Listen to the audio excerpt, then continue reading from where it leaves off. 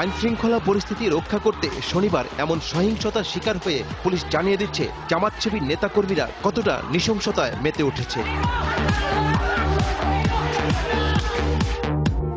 মেতে ওঠার এমন বিভৎসতার লক্ষ্যে আগুন নিয়ে খেলতেও দ্বিধাবোধ করে না উচ্ছৃঙ্খল জামাত শিবির কর্মীরা। বগুড়ায় পুলিশের গাড়িতে বোমা নিক্ষেপ করে সেই উচ্ছৃঙ্খলতায় চেষ্টা চলে মৃত্যুর নগ্ন নৃত্যের।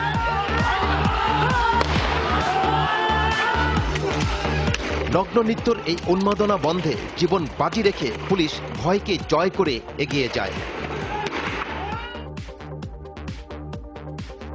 এগিয়ে যাওয়ার এই দৌড়ে জয়ী হতে কাঁটা দিয়ে কাঁটা তোলার থেরাপি প্রয়োগ করে জানিয়ে দেওয়া হয় প্রয়োজনে যেমন মাগুর তেমন মগুর হতে পারে পুলিশ।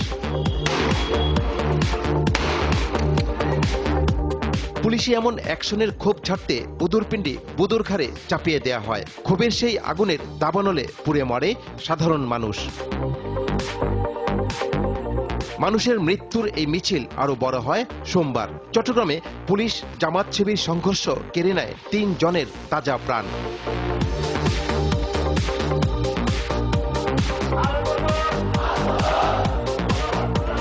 প্রাণ কেড়ে নেওয়ার এমন রাজনীতির কালো মেঘের কারণে গোটা জাতি যখন হতাশায় আচ্ছন্ন, তখন আশার আলো জাগিয়েছে জনতা। গর্জে ওঠা জনতার এই স্রোতের জোয়ারে ভেসে যাবে অপরাজনীতি, গড়ে উঠবে সুখী সমৃদ্ধ সোনার বাংলাদেশ। আমরা শপথ করছি মিথ্যাবাদী জামাত শিবিরের রাজনীতি এদেশে নিষিদ্ধ ও তাদের দেশের নাগরিকত্ব বাতিল না করা পর্যন্ত আমরা রাজপথে অনলাইনে সোচ্চার থাকবো। সেই প্রত্যাশায় প্রহর গুনছেন এদেশের প্রতিটি মানুষ।